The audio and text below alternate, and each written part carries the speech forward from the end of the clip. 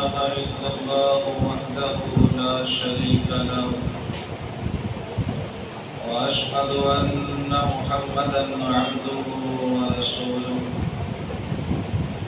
أما بعد فإن خير الحديث كتاب الله وخير الهدي هدي محمد صلى الله عليه وسلم وشر الأمور محدثاتها وكل محدثة بدعة وكل بدعة ضلالة وكل ضلالة في النار. أما بعد فأعوذ بالله السميع العليم من الشيطان الرجيم. بسم الله الرحمن الرحيم. يا أيها الذين آمنوا لا تقدموا بين يدي الله ورسوله واتقوا الله إن الله سميع عليم. اللهم صل على محمد وعلى آل محمد كما صليت على إبراهيم وعلى آل إبراهيم إنك حميد مجيد. اللهم بارك على محمد وعلى آل محمد كما باركت على إبراهيم وعلى آل إبراهيم إنك حميد مجيد. رسول اللہ صلی اللہ علیہ وسلم کی ایک بڑی مشہور حدیث مبارکہ سنن ابو داؤد کے حوالے سے آپ کے سامنے بیان کروں گا. اس حدیث کے دو حصے ہیں. پہلے حصے پہ مختصر بات کروں گا اور دوسرے حصے پہ انشاءاللہ تفصیلی بات ہوگی.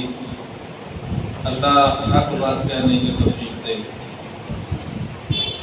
اللہ کے نبی تشریف فرما ہے، صحابہ بیٹھے ہیں. ام خلاد رضی اللہ تعالی عنہا صحابیہ انصاریہ آئی ہیں اور آگے اللہ کے نبی صلی اللہ علیہ وسلم سے ایک سوال پوچھا. بیٹا شہید ہو گیا تھا. صحابہ کی یہ بات علم میں تھی کہ شہید کی ماں آئی ہے، لیکن کیفیت جو ہے تازہ شہادت ہے، تازہ موت ہے. وَهِيَ مُنَقِّبَةٌ، اور آنے والی بڑے وقار سے، بڑے پردے سے آئی ہیں. صحابہ نے نبی صلی اللہ علیہ وسلم سے سوال کرنے سے پہلے ام خلاد سے پوچھ لیا کہ تو اپنے بیٹے کے بارے میں پوچھنے آئی ہے. بیٹا شہید ہو گیا. جس کا جوان بیٹا شہید ہو جائے اس کو تو دوپٹے کا خیال نہیں رہتا، پردے کا خیال نہیں رہتا. جاہلیت میں تو لوگ گریبان پھاڑ دیتے تھے، اور تو آئی ہے مکمل پردہ کر کے آئی ہے. ام خلاد رضی اللہ تعالیٰ عنہ فرماتی ہیں، صحابہ میرا بیٹا مجھ سے جدا نہیں ہوا، میرا بیٹا ہی مجھ سے جدا ہوا ہے، میری حیا مجھ سے جدا نہیں ہوئی. یہ ایمان ہے. یہ اس امت کی مصالح خواتین ہیں جن کا کردار آج ہماری خواتین کے لیے سبق ہے. سوال کیا اللہ کے نبی صلی اللہ علیہ وسلم، میری بیٹی کی شہادت اللہ نے قبول کی کہ نہ کی، لیکن حدیث کا پہلا حصہ پردے کے حوالے سے اور آج کا دور پردہ ختم ہو گیا، اس پہ میں ایک ہی حدیث پیش کروں گا۔ راوی ہیں حضرت عمر بن عاص رضی اللہ تعالیٰ عنہ فرماتے ہیں، مستدرک حاکم کے اندر یہ حدیث ہے کہ ہم اللہ کے نبی صلی اللہ علیہ وسلم کے ساتھ ایک سفر میں تھے، ایک گھاٹی پہ پہنچے، دیکھا کہ وہاں کوے ہی کوے بیٹھے، پوری گھاٹی کووں سے بھری ہوئی ہے۔ رسول اللہ صلی اللہ علیہ وسلم نے فرمایا صحابہ دیکھو ان کووں کو، دیکھو کتنی قسم کے کوے ہیں۔ صحابہ نے کہا اللہ کے نبی کی قسم کے کوے ہیں، سارے کالے، سارے ایک جیسے۔ نبی صلی اللہ علیہ وسلم نے فرمایا نہیں، غور سے دیکھو۔ صحابہ نے دیکھا اور جواب دیا اللہ کے نبی سارے ایک جیسے کوے ہیں، سارے کالے کوے۔ نبی صلی اللہ علیہ وسلم کے اصرار پہ حضرت عمر بن عاص کہتے ہیں ہم نے پھر غور سے دیکھا، توجہ سے دیکھا، قریب ہو کے دیکھا، تو عرض کیا اللہ کے نبی صلی اللہ علیہ وسلم ایک فرق نظر آیا۔ پوچھا کیا نظر آیا؟ اللہ کے نبی ان کووں کے اندر، ان سینکڑوں کووں کے اندر ایک کوا علیحدہ ہے، امتیازی ہے، اس کے پاؤں بھی سرخ ہیں اور اس کی چونچ بھی سرخ ہے، باقی سینکڑوں کوے سارے کالے ہیں، ایک جیسے ہی ہیں۔ ایک کوا تمیز رکھتا ہے، اس کی چونچ بھی سرخ ہے اور اس کے پیر بھی سرخ ہیں۔ اللہ اکبر، اللہ کے نبی کی باریک بینی۔ آپ نے پہلے ہی پوچھا تھا کہ کیا تمیز ہے ان کے اندر؟ فرمایا رسول اللہ صلی اللہ علیہ وسلم نے میری امت پہ ایک وقت آئے گا، ایک وقت آئے گا میری امت پہ، جس طرح اتنے کووں کے اندر سے یہ ایک کوا علیحدہ ہے، تمیز والا ہے، میری امت پہ ایک وقت آئے گا میری امت کی بہت زیادہ عورتیں ہوں گی، سینکڑوں عورتوں میں سے ایک عورت تمیز والی ہوگی، وہی جنت میں جائے گی، باقی سب جہنم میں جائیں گے۔ ایک عورت سینکڑوں عورتوں میں سے پردہ کرنے والی ہوگی، باقی بھرا بازار، آپ کے سامنے تفصیل میں جانے کی ضرورت ہی نہیں ہے، بازار میں رہتے ہیں، سینکڑوں عورتوں میں سے ایک ہوگی۔ اب ہمارا یہ حال ہے، اسلام کے اندر بیدار ہے، اللہ عمل کی توفیق۔ پوچھا اللہ کے نبی صلی اللہ علیہ وسلم میرے بیٹی کی شہادت ہے۔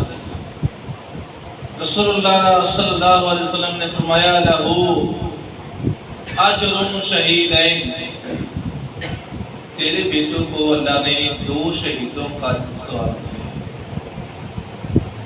2 شہادتوں کا ثواب دیا ہے، ایک دفعہ شہید ہوا ہے، ایک شہادت حاصل کی ہے، اللہ نے اجر دیا 2 شہیدوں کو۔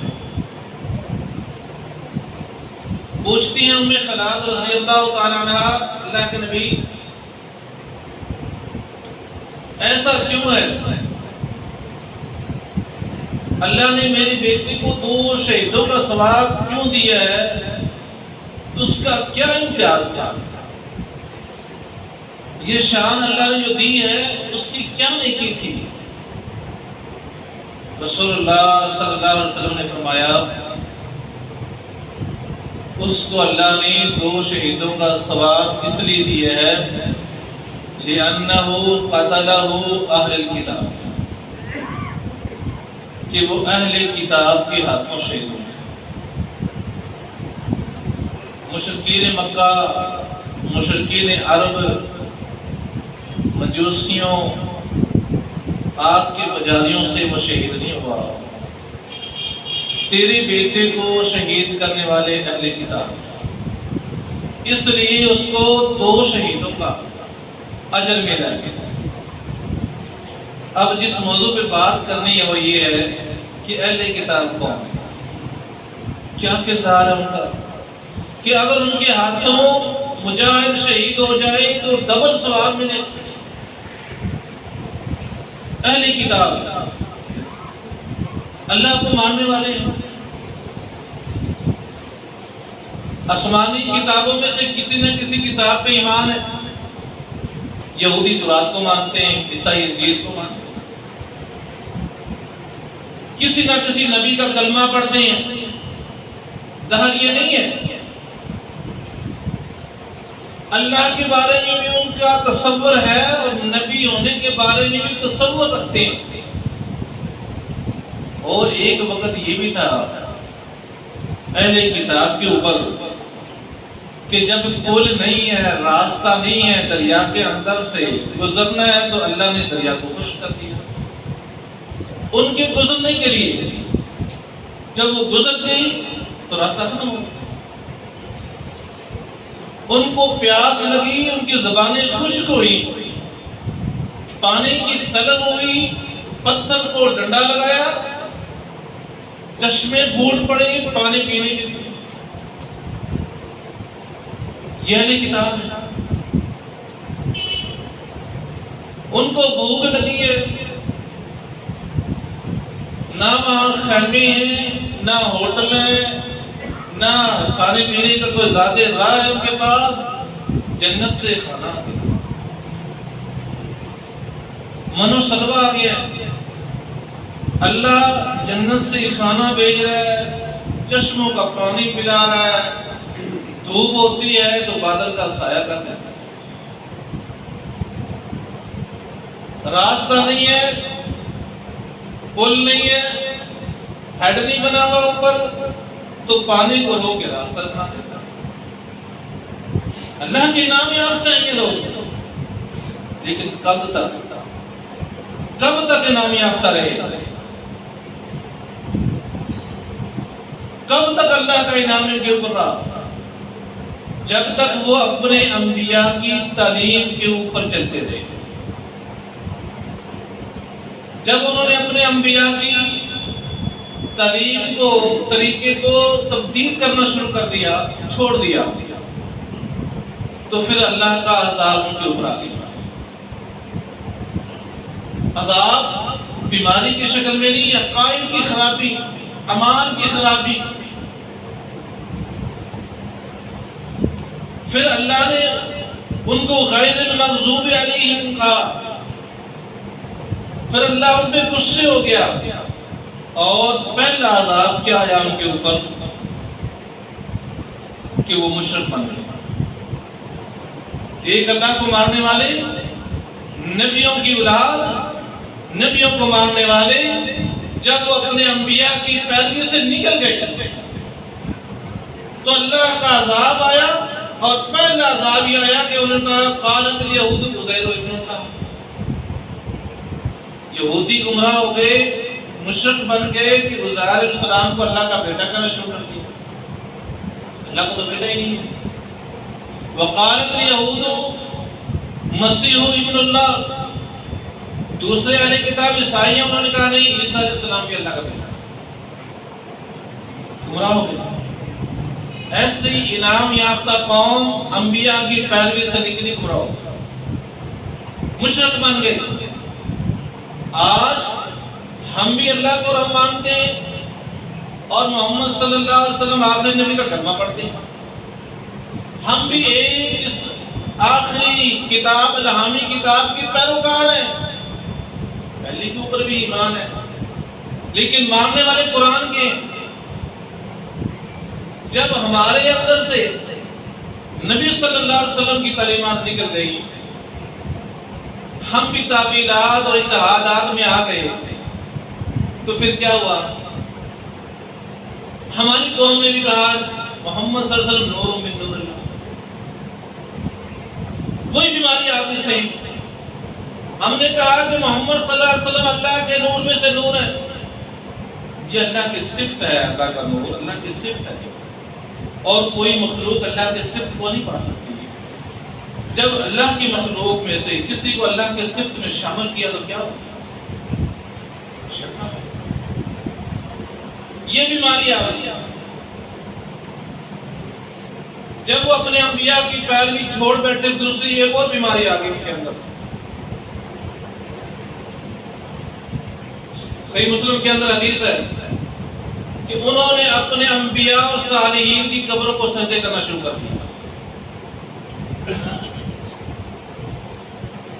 نبیوں کی اور ولیوں کی قبروں کو پوجنا شروع کر دیا۔ یہ بیماری کیوں آئی کہ اپنے انبیاء کی تعلیم چھوڑ دی، تورات موجود ہے پڑھنا چھوڑ دیا، اس سے رہنمائی لینا چھوڑ دی، نبی کا طریقہ موجود ہے اس پہ عمل کرنا چھوڑ دیا، تو یہ بیماری آ گئی۔ رسول اللہ صلی اللہ علیہ وسلم نے کیا فرمایا؟ وقالت، اللہ کے نبی نے فرمایا لعن اللہ اليہود والنصارى اتخذوا قبور انبیائهم وصالحین مساجدا ذالکم انہاکم، ذالک انہاکم، یہودیوں پہ عیسائیوں پہ لعنت ہو، انہوں نے اپنے نبیوں کی قبروں کو، اپنے صالحین کی قبروں کو پوجنا شروع کر دیا۔ میرے صحابہ، میں تمہیں ایسا کرنے سے منع کرتا ہوں، میں تمہیں ایسا کرنے سے منع کرتا ہوں۔ جب یہ امت نبی صلی اللہ علیہ وسلم کے طریقے پہ چلتی رہی تو یہ منع رہی، جب نبی کی بات کے اوپر عمل کرنا چھوڑ دیا، امانت ختم ہو گئی، اپنی مرضی شروع کر لی تو قبروں کو پوج گیا۔ اہل کتاب گمراہ ہو جائیں اپنے انبیاء کے طریقے کو چھوڑ کر، اور ہم اپنے نبی کے طریقے کو چھوڑ کر ہدایت پہ رہیں گے، وہی سیم بیماری آ گئی ہمارے اندر۔ آج دیکھ لو کتنے لوگ جو قبروں کو سجدہ، جبکہ احادیث آج بھی ہر شہر میں موجود ہے، ہر لائبریری کے اندر موجود ہے۔ صحیح مسلم کی میں نے مشہور کتاب کا نام لیا ہے، کون سا مدرسہ جاری ہے، کون سی درسگاہ جہاں یہ صحیح مسلم موجود نہیں اور پڑھائی نہیں جاتی، کون سا مسلم کا عالم ہے جو اس حدیث کو نہیں جانتا؟ وجہ کیا ہے؟ نبی کی تعلیم پہ عمل نہیں کرنا، گمراہ ہو گئے۔ تیسری بیماری، جب اپنے انبیاء کی تعلیم کو چھوڑا، ہر قوم نے، ہر گروہ نے اپنے بڑے کو، اپنے امیر کو، اپنے بزرگ کو، اپنے نیک بندے کو اپنے لیے ماڈل بنا لیا، اس کی بات ماننا شروع کر، جو یہ کہتا ہے ٹھیک ہے، خاندان کا بڑا ہے، جو اس نے فیصلہ کر دیا آمین، قرآن کے مطابق کیا، حدیث کے مطابق کیا، تب بھی خلاف کیا، تب بھی، کیونکہ ہماری عادت یہ بن گئی نا کہ اگر قرآن اور حدیث کا فیصلہ ہے ہماری اپنی مرضی کے مطابق جو ہم کرنا چاہتے ہیں تو ہم اس کو لے لیتے ہیں، اگر قرآن اور حدیث کی بات ہمارے اپنے من اور مرضی کے خلاف ہے نا، ہم اس کو لے لیتے ہیں، اس کے اوپر عمل نہیں کرنا۔ یہاں وڈیرے نے جو فیصلہ کر دیا جی، بزرگوں نے کہہ دیا ٹھیک ہے، کسی نے کہا کہ میرے امام نے کہہ دیا ٹھیک ہے، کسی نے کہہ دیا کہ میرے مفتی کا یہ فتویٰ ہے ٹھیک ہے، کسی نے کہہ دیا کہ میرے بزرگ کا، میرے پیر نے ایسے کہا یہ ٹھیک ہے۔ یہ بیماری پہلے یہودیوں میں آئی، عیسائیوں میں آئی، اور اب مسلمانوں میں آئی۔ وہ اس بیماری کی وجہ سے گمراہ ہو گئے۔ اللہ نے کہا کہ میں ان کے اوپر غصے بھی ہو گیا ہوں اور یہ گمراہ بھی ہو گیا، میرے غضب میں آ گئی اور گمراہ بھی ہو گئی۔ اور ہم دعا کرتے ہیں ہر نماز کے رکعت میں، اللہ جن کے اوپر تو غصہ ہوا اور جن کو تو نے گمراہ قرار دیا، ان کے راستے سے ہمیں بچا لے۔ غیر المغضوب علیہم ولا الضالین، اللہ جو گمراہ ہو گئے اور جن کے اوپر تجھے غصہ آیا ہمیں اس کے راستے سے بچا لے، سیم ان کے راستے بچا لے۔ اور یہ ان کی پلاننگ ہے۔ یہودی اور عیسائی ہمارے دشمن ہیں، ہماری جان کے دشمن نہیں۔ اگر ہماری جان کے دشمن ہو تو جو ہمارے مسلمان بھائی یہودیوں کے ملک میں رہتے ہیں، عیسائیوں کے ملک میں رہتے ہیں، مار دیتے ہیں، وہ تو ان کے قبضے میں آتے ہیں۔ جان کا دشمن نہیں ہے، ہمارے مال کے بھی دشمن نہیں ہے، الٹا ہماری مدد کرتے ہیں، ہمیں فنڈنگ دیتے ہیں، ان کی مشنری ہے، افات میں آ کے مدد کرتے ہیں، فری کام کرتے ہیں۔ اگر وہ ہمارے مال کے دشمن ہوتے تو مال چھینتے الٹا مار دیتے ہیں۔ کس چیز کے دشمن ہے؟ وہ یہی چاہتے ہیں کہ ہم نے اپنے انبیاء کے طریقے کو جس طرح چھوڑ دیا، پیسہ بھی لو، تحفظ بھی لو، سب کچھ لو، لیکن تم نے اپنے نبی کے طریقے پر نہیں۔ ہمارے وہ دشمن ہیں تو ہمارے مذہب کے، ہماری جان کے بھی دشمن نہیں ہے اور ہمارے مال کے بھی دشمن نہیں ہے، ہماری الٹی مدد کرتے ہیں۔ ہمارے نظام، اسلامی نظام کے دشمن ہیں اور وہ نہیں ہمارے پاس، اور وہ آنے نہیں دیتے۔ انہوں نے گمراہی اختیار کی، ہمیں اسی راستے کے اوپر لے آئے۔ اور آج نص سری ہونے کے باوجود چوٹی کا عالم، سید عالم جب یہ کہتا ہے کہ نہیں یہ اجتہاد کیا، ہمارا یہ اجتہاد، پہلے ہمارا ایسا اجتہاد تھا وہ بھی ٹھیک ہے، اب ہم نے یہ اجتہاد کیا یہ بھی ٹھیک ہے، اور نص سری کے خلاف،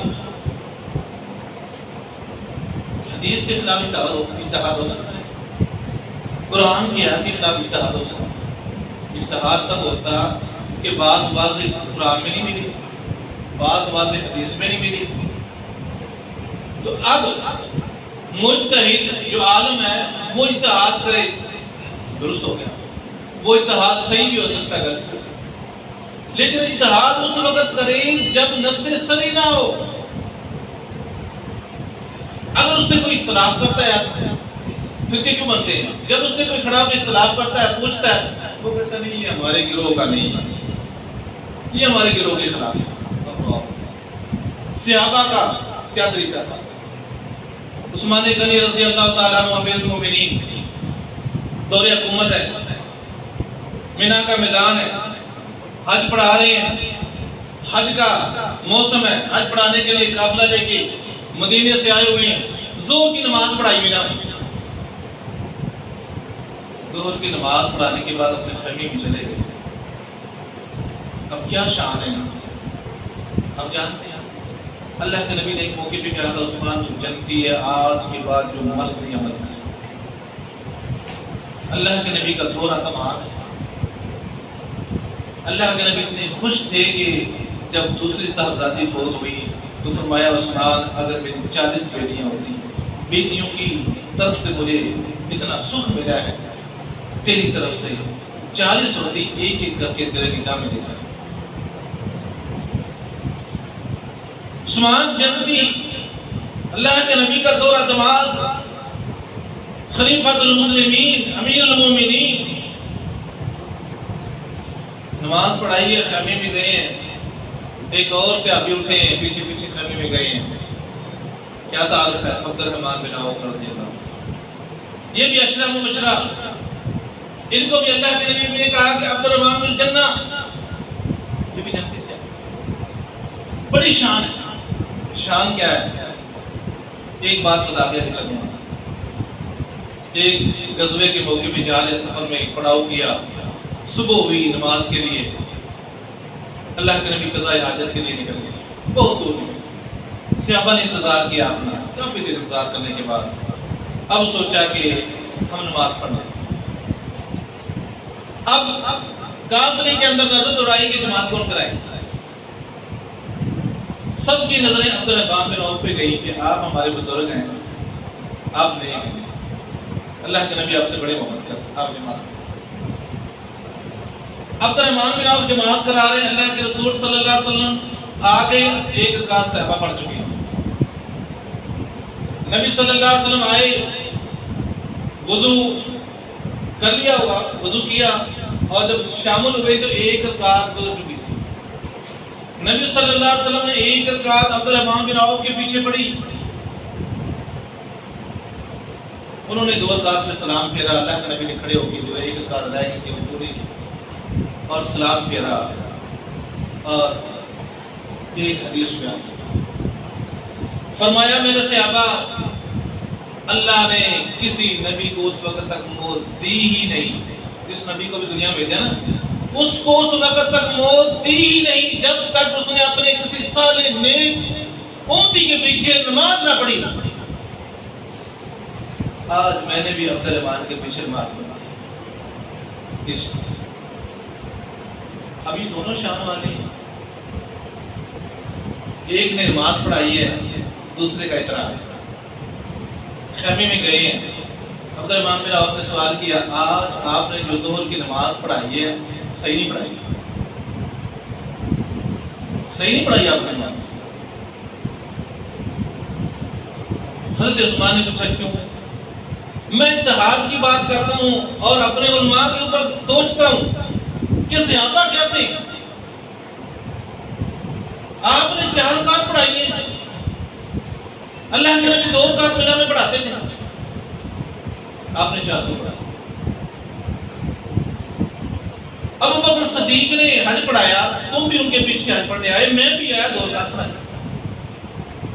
حضرت عمر اپنے دور حکومت میں حج پڑھاتے رہے، آپ بھی حج کے لیے آتے تھے، میں بھی حج کے لیے آتا تھا، 2 رکعت پڑھا۔ پچھلے سال آپ نے حج پڑھایا، میں نے آپ کے پیچھے حج پڑھا، مینا میں ظہر کی رکعت ہم نے 2 رکعت پڑھائی، آج 4 کیوں پڑھی؟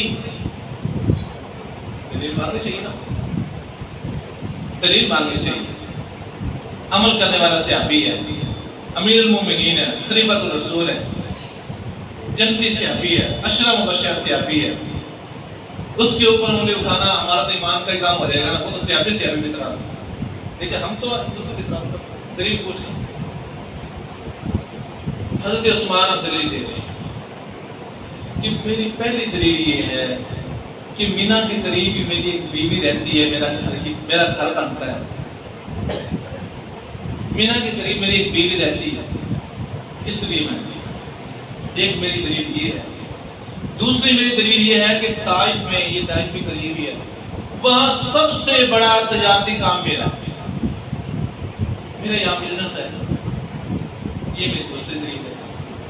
تیسری دلیل میری کہ جب پچھلے سال میں نے 2 رکعتیں پڑھائی، کچھ یمن کے لوگ جو نئے نئے مسلمان ہوئے تھے وہ آئے تھے، انہوں نے جب مینا میں میرے پیچھے 2 رکعتیں پڑھی نا حج کے دوران، اور وہ واپس چلے گئے، انہوں نے اپنے علاقوں میں اعلانات کرا دیے، لوگوں کو پیغام پہنچا دیے کہ 4 رکعت والی نماز 2 رکعت ہو گئی ہے۔ ہم حضرت عثمان کے پیچھے پڑھ کے آئے ہیں، انہوں نے 4 والی بھی 2 پڑھائی ہیں، لہذا 2 ہو گئی۔ یعنی وہ سمجھے نہیں، مطلب بھی میں مسافر ہونے کی وجہ سے پڑھا رہا تھا، میں نے اس لیے 4 پڑھا دی کہ کہیں مسلمانوں میں فتنہ نہ پھیل جائے، لوگ 4 والے کو 2 نہ پڑھنا شروع کر دیں۔ اجتہاد کیا بھی پچھلے سال 2 پڑھائی تو اس علاقے کے لوگ نئے نئے مسلمان آئے، وہ حج کیا، صحابی کو زیارت کی، ان کے پیچھے نماز پڑھی تھی، 2 پڑھا رہے ہیں، علاقے میں جا کے کہا بھی 2 پڑھانے ہیں، 2 کی اصل کی 2 پڑھانے ہیں، 4 والے 2 ہو گئی ہیں، مکے پڑھ گئے۔ میں نے اس لیے 4 پڑھا دی کہ یہ مغالطہ ختم ہو، عقلی دلیل تکشیف۔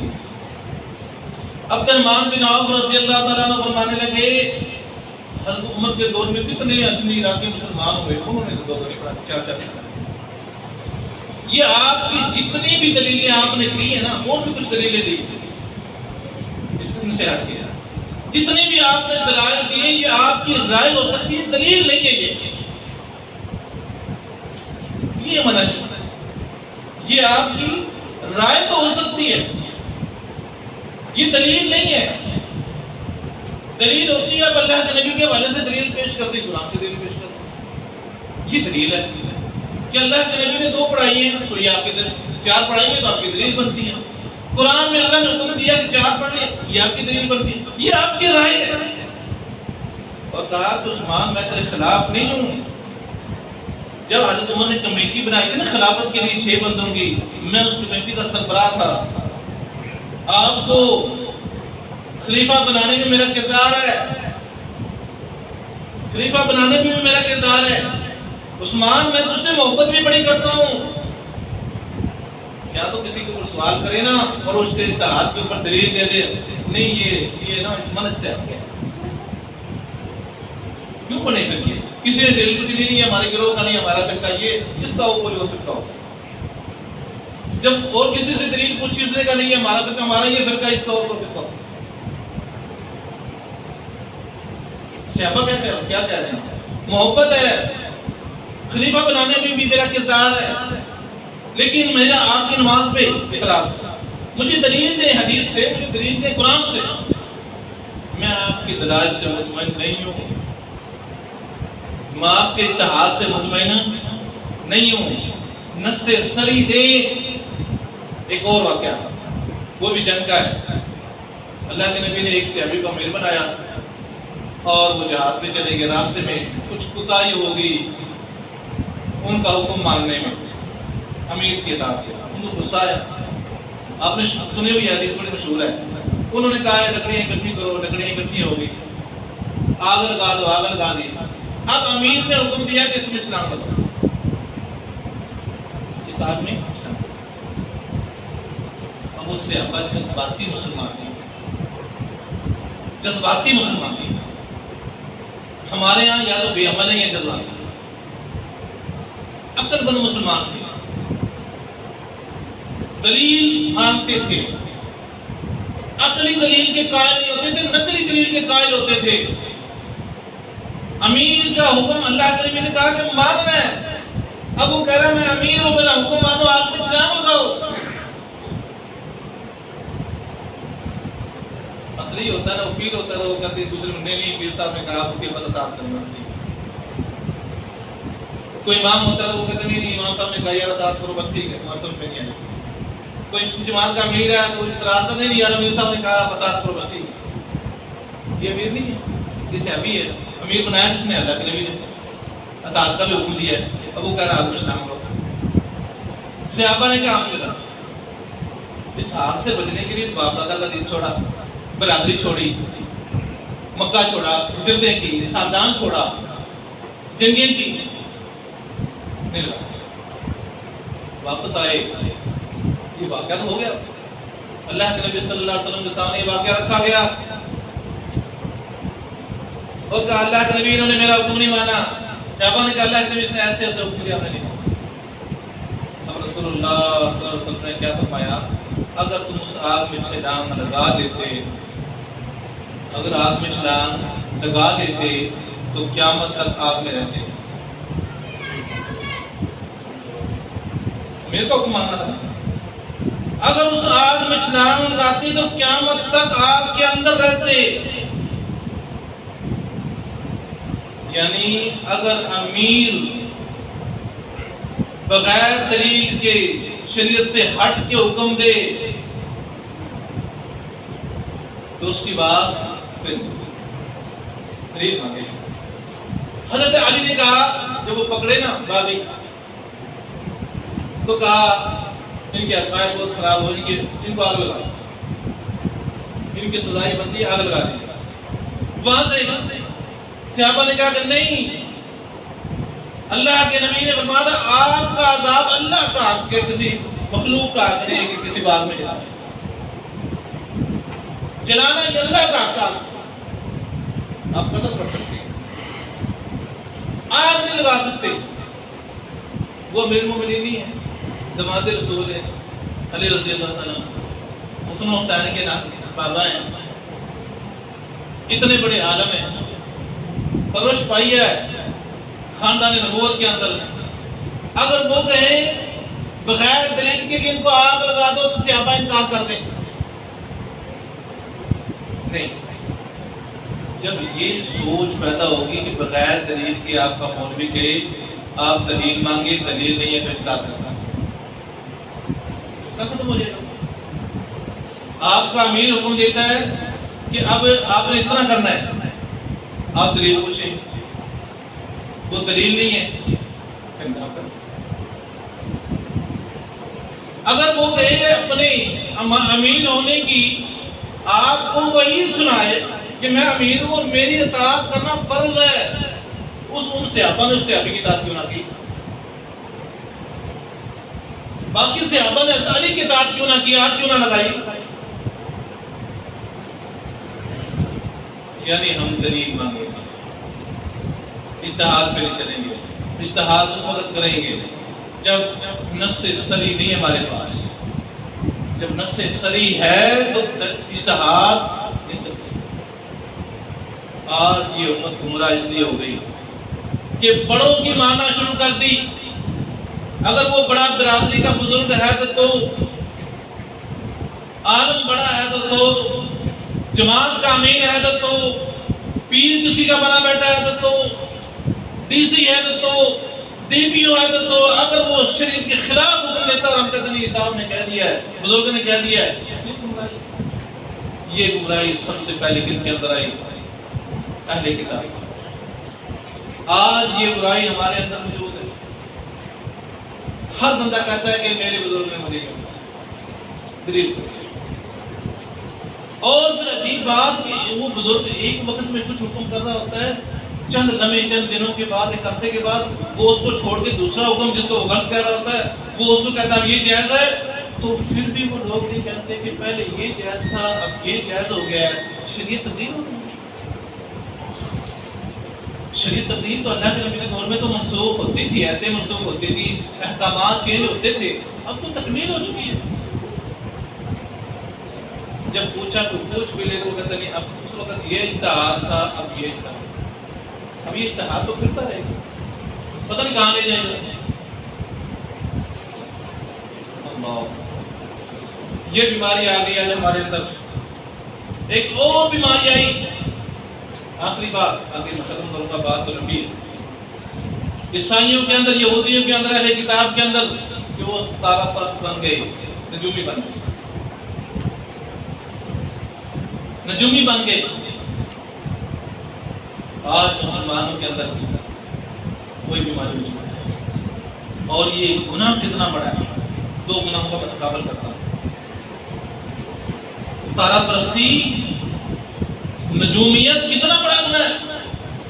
ایک بندہ زنا کرتا ہے، رسول اللہ صلی اللہ علیہ وسلم فرماتے ہیں جب زانی زنا کرتا ہے نا اس کا ایمان نکل جاتا ہے، زمین اور آسمان کے درمیان معلق ہو جاتا ہے۔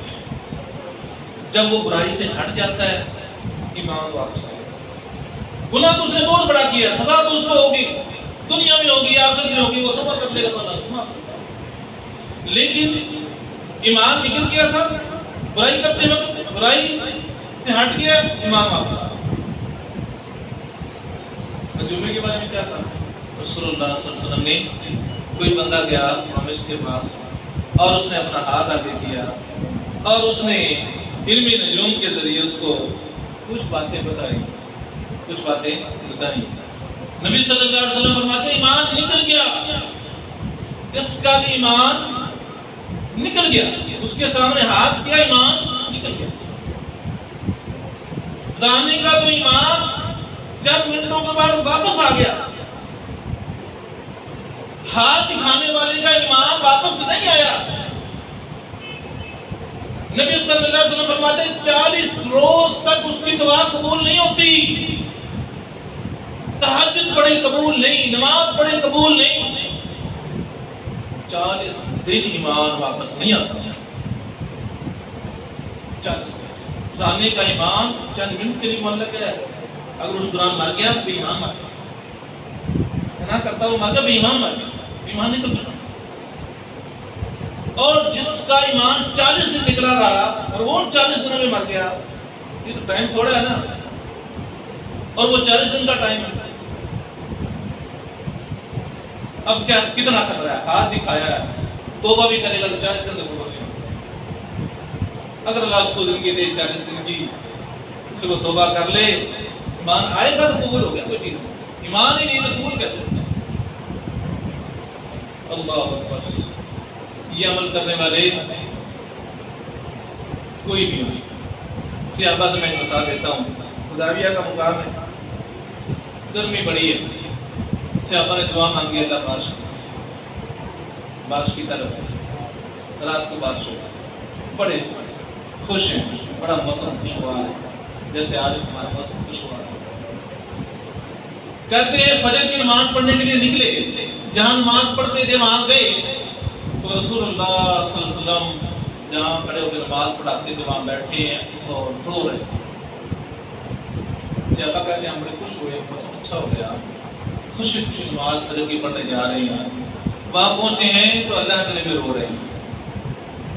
صحابہ نے پوچھا اللہ کے نبی آپ رو رہے ہیں؟ فرمایا ہاں، اللہ نے جبرائیل کو بھیجا ہے، رات کی بارش کے بارے میں مجھے بتایا گیا، میں اس پہ رو رہا ہوں. اللہ کے نبی کیا اللہ نے حکم بھیجا ہے؟ فرمایا اللہ نے فرمایا ہے کہ رات جو بارش ہوئی نا، اس کی وجہ سے کچھ لوگ مجھ پہ ایمان لے آئے مومن بن کے، اور کچھ لوگوں نے مجھ سے کفر کر دیا. کچھ نے کفر کر دیا، کچھ مومن ہو گئے یومن بھی، کچھ لوگوں نے مجھ پہ ایمان لے آئے، کچھ لوگ مجھ سے ان کا کفر پہ چلے گئے. صحابہ نے پوچھا اللہ نے کیسے بارش ہوئی؟ بارش کی وجہ سے کافر اور مسلمان کیسا؟ فرمایا رسول اللہ صلی اللہ علیہ وسلم نے جن لوگوں نے کہا کہ اللہ کی رحمت سے بارش ہوئی ہے وہ تو مومن ہو گئے، ان کا تو ایمان بڑھ گیا. اور جن لوگوں نے کہا کہ رات سریہ ستارہ نکلا تھا، جب یہ ستارہ نکلتا ہے تو بارش ہو جاتی ہے. اتنے الفاظ گئے ہیں، رات سریہ ستارہ نکلا تھا، جب یہ ستارہ نکلتا ہے نا بارش ہو جاتی ہے. یہ ستارہ برستی ہوگی. آج تو ٹی وی بیٹھ کے وہ بتا رہے ہوتے ہیں کہ اس ہفتے میں یہ ہوگا، فلاں سیاستدان ایسے ہوگا، مئی میں اس کے ساتھ ایسے ہو جائے گا، جون میں اس کے ساتھ ایسے ہو جائے گا. قوم کا ایمان ہی ختم کر رہے ہو تم. اب اس میں نہ کوئی مسلک کا جھگڑا ہے، نہ کوئی فرقے کا ہے، وہ بتا رہا ہے. وہ ہندو ہے تو تب بھی لوگ مان رہے ہیں، وہ عیسائی ہے تو تب وہ مسلمان ہے تو تب اس کی باتیں لوگ سن رہے ہیں. کچھ نجومی ہندو بھی ہیں ہمارے پاکستان میں ٹی وی بیٹھے ہوئے، عیسائی مسلمان، اور وہ لوگوں کا ایمان. اگر صرف اتنا ہی کہہ دیا جائے کہ یہ بات صحیح ہے، اس کی بات سچی ہو سکتی ہے، ایمان کو کیا جان سکتا ہے؟ جن صحابہ نے کہا کہ رات سریہ ستارہ کی وجہ سے بارش ہو گئی، ان کے لیے وحید آ گئی. کھڑے کہاں جنگ پہ، جہاد پہ، عمرے کے لیے آئے ہوئے ہیں، کافروں نے روکا ہوا ہے. اور جو گھر میں ٹی وی پہ کہہ رہا ہے کہ یہ ٹھیک کہتا ہے، ایسے ہو سکتا ہے، پہلے بھی اس نے کہا تھا پوری ہو گئی تھی. ایماندار اللہ اکبر. یہ بیماریاں یہودی اور عیسائیوں سے ہمیں مل گئی، اور وہ یہی ہمارا عقیدہ اور ایمان بنانا چاہتے ہیں.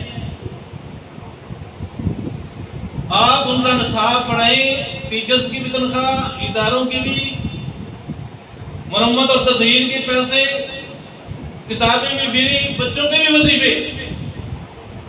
مال نہیں چھینا چاہتے، دیتے مال، لیکن نصاب ان کا، نصاب اپنا تمہارا، تم کوئی مدد نہیں لیتے ان سے، نہیں پڑھانے دیتا، بلکہ تمہیں کہتے ہیں کہ قومی دھارے میں آؤ. تمہیں آنا پڑے گا قومی دھارے. قومی دھارہ کیا ہے؟ جو نظام ہم نے دنیا میں رائج کر رکھا ہے نا، اس کے اندر جو نظام ہم نے بنا کے دنیا میں رائج کر دیا نا، اس سے نہیں نکلنا. فنڈ چاہیے وہ مل جائے گا، فنڈ مل جائے گا، تمہیں قرضہ بھی مل جائے گا، تمہیں تحفظ بھی مل جائے گا. ایک دوست نے بتایا کہ امریکہ میں نا نماز پڑھنے کے لیے مسجد نہیں، وہ اس علاقے میں کافی مسلمان ہیں. وہ اپلیکیشن دی گئی تو انہوں نے ایک گرجا خالی کرا کے مسلمانوں کو دے دیا کہ ادھر پڑھ لیا. وہاں سے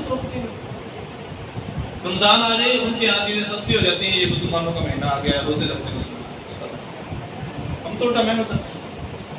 اس سے تو نفرت دے رہی ہے ان کو، نظام سے نفرت ہے کہ اپنے نبی کا نظام کی بات نہ کرو، تعلیم کی بات نہ کرو، اس تہذیب کی بات نہ کرو،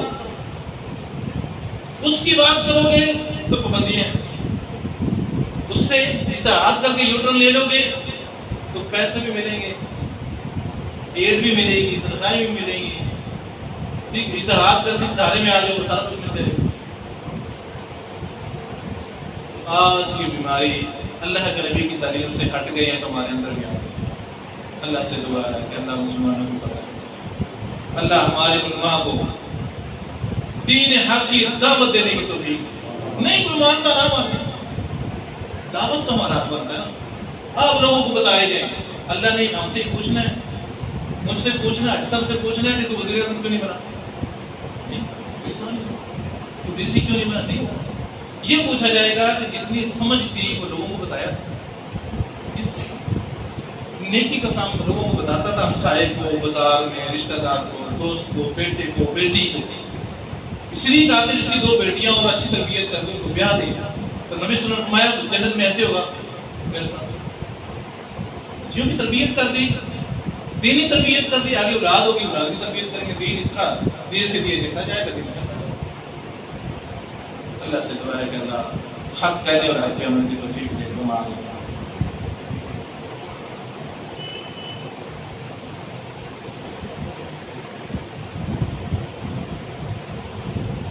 إن الحمد لله نحمده ونستعينه ونستغفره ونعوذ بالله من شرور أنفسنا ومن سيئات أعمالنا من يهده الله فلا مضل له ومن يضلل فلا هادي له وأشهد أن لا إله إلا الله وحده لا شريك له وأشهد أن محمدا عبده ورسوله أما بعد فإن خير الحديث كتاب الله وخير الهدي هدي محمد صلى الله عليه وسلم وشر الأمور محدثاتها وكل محدثة بدعة وكل بدعة ضلالة وكل ضلالة في النار أما بعد فأعوذ بالله السميع العليم من الشيطان الرجيم بسم الله الرحمن الرحيم يا أيها الذين آمنوا اتقوا الله حق تقاته ولا تموتن إلا وأنتم مسلمون يا أيها الذين آمنوا اتقوا الله وقولوا قولا سديدا يصلح لكم أعمالكم ويغفر لكم ذنوبكم ومن يطع الله ورسوله فقد فاز فوزا عظيما